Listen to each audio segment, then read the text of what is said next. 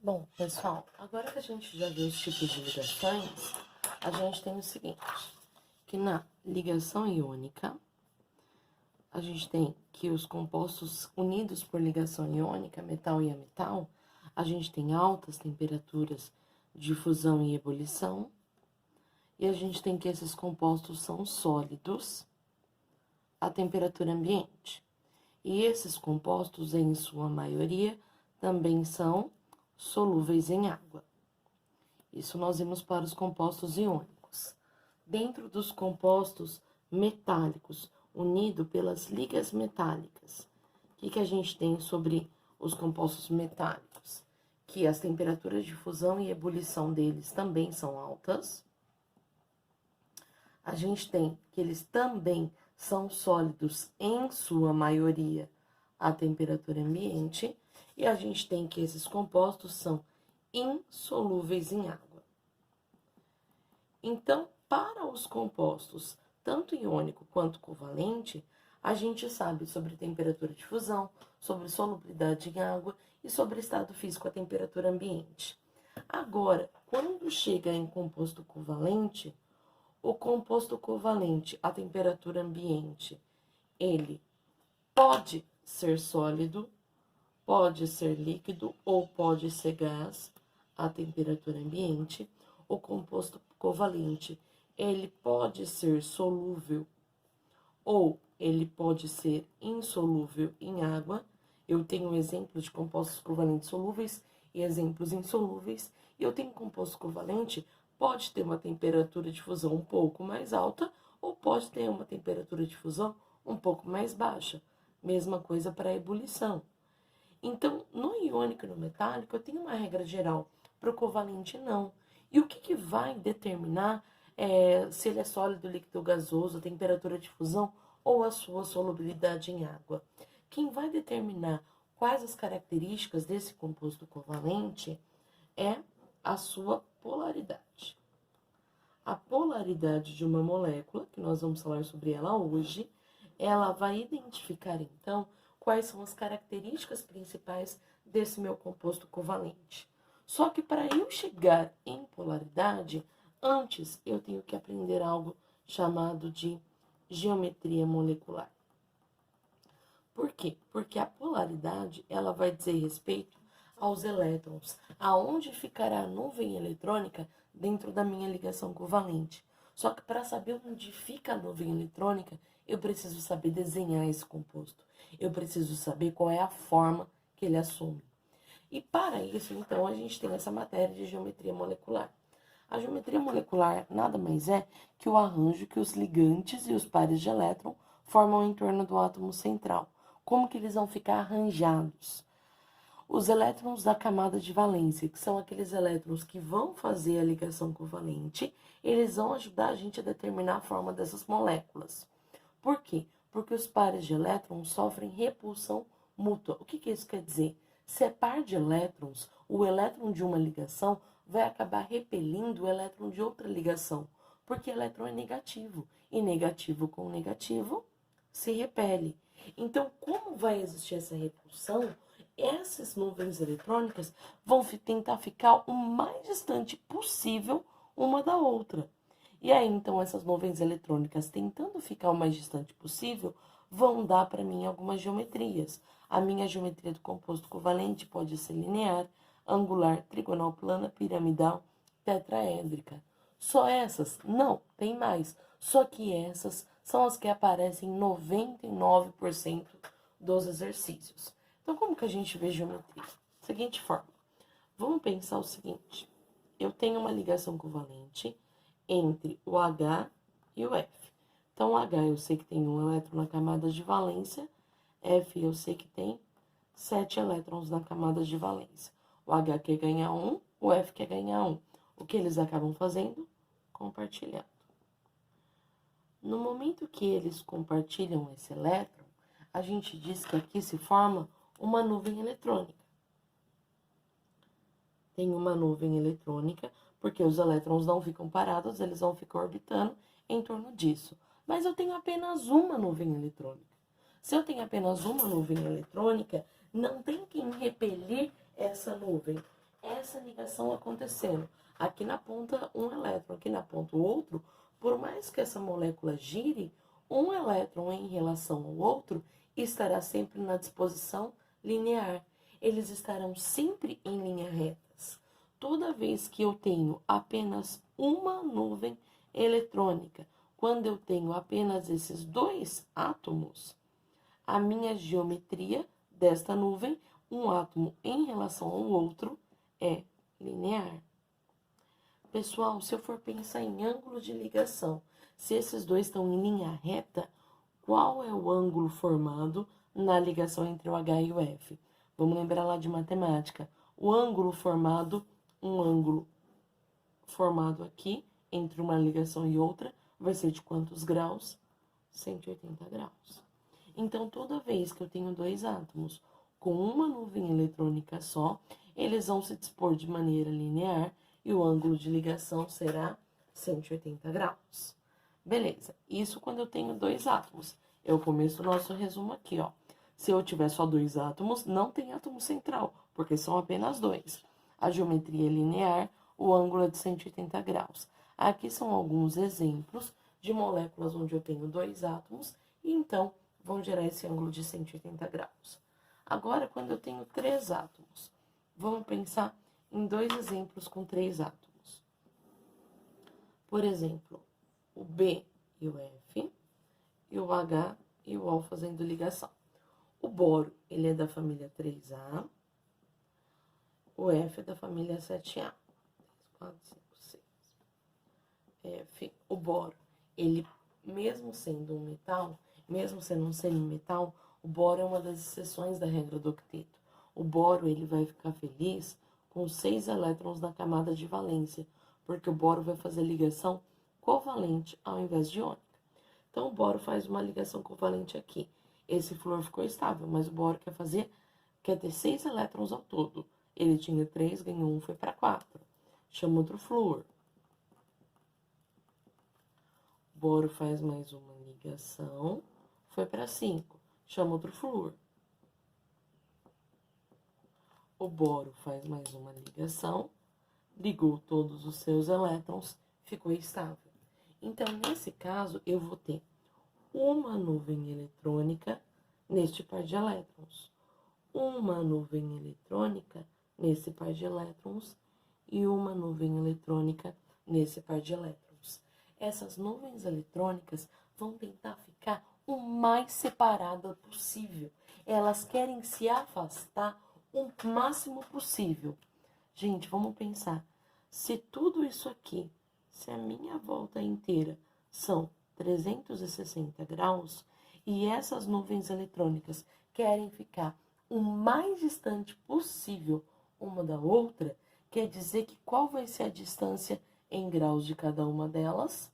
Se tudo é 360 e agora essas três querem ficar o mais longe possível, elas vão se afastar 120 graus uma da outra. A geometria do boro é algo como isso. Fórmula estrutural. F, F, F. Formando como se fosse um triângulo. Por que um triângulo? Porque aqui, ó, essa distância vale 120 graus.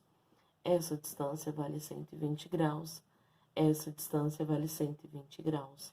Então, toda vez que eu for representar essa molécula de fluoreto de boro, que tem boro e flúor, eu não posso representar dessa maneira. Essa maneira é para eu fazer as ligações. Fiz e vi que ficou estável, agora eu represento da maneira certa. E a maneira certa é essas moléculas formarem um triângulo. Um triângulo que tem todos os ângulos de ligação igual. Por quê? Porque as nuvens são iguais. E essas nuvens iguais vão tentar repelir uma a outra. Essa estrutura é chamada de estrutura trigonal plana. Trigonal plana por quê? Porque forma um triângulo. Então, agora vamos ver para o H e para o O para formar a nossa molécula estável entre hidrogênio e oxigênio. O H quer fazer duas ligações, quer fazer uma ligação para ficar com 2 elétrons, fica estável. Esse O que tinha 6 ganhou mais 1, foi para 7. Ainda não está estável, vai tentar se ligar de novo. Tentando se ligar de novo, Agora todo mundo ficou estável. Então, aqui eu tenho as minhas nuvens eletrônicas sendo formadas. Tenho uma nuvem eletrônica sendo formada entre o H e o O nessa ligação, uma nuvem eletrônica sendo formada entre o H e o O. Só que no átomo do meio, nesse átomo central, ainda sobraram elétrons sem se ligar. E o que vai acontecer? Esses elétrons que acabaram sobrando sem se ligar vão acabar empurrando essas nuvens eletrônicas também. Porque por enquanto a gente só tinha a nuvem eletrônica da ligação, porque no átomo central não sobravam elétrons. Já no caso da água, sobrou elétrons no átomo central. Então não dá para eu pensar só, essas duas nuvens vão tentar ficar o mais longe uma da outra. Sim, mas elas também vão tentar repelir esses elétrons que sobraram dentro do oxigênio. Então, o que vai acontecer? Essas duas vão tentar repelir essas duas, mas a força de repulsão vai ser diferente, porque aqui é uma nuvem eletrônica formada pela interação entre O e H. Aqui é uma nuvem eletrônica formada só por um par de elétrons que não acabou se ligando.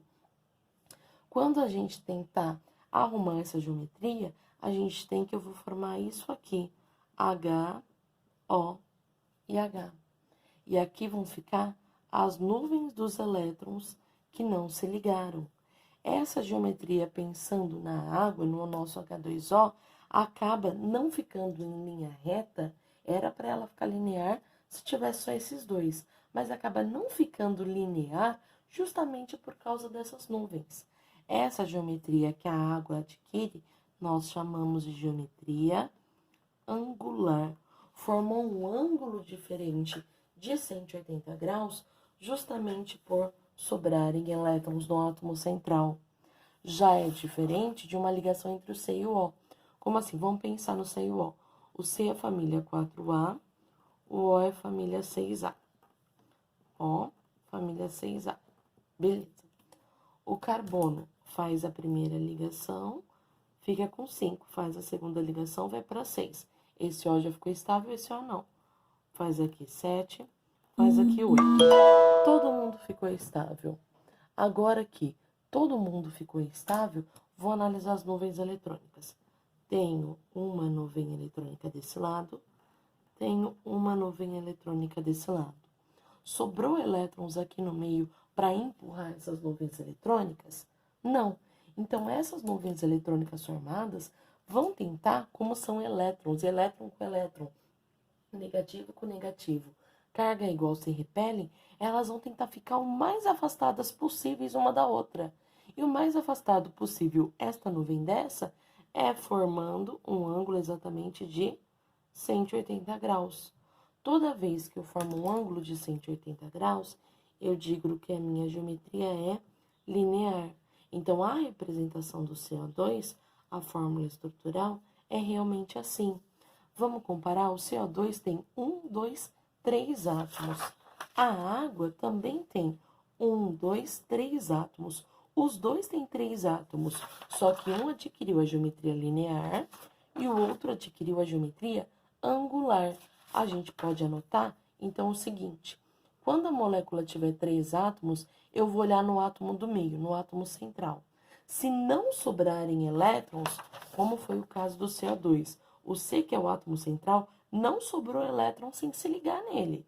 Se não sobrar elétrons, a geometria é linear. Esses exemplos.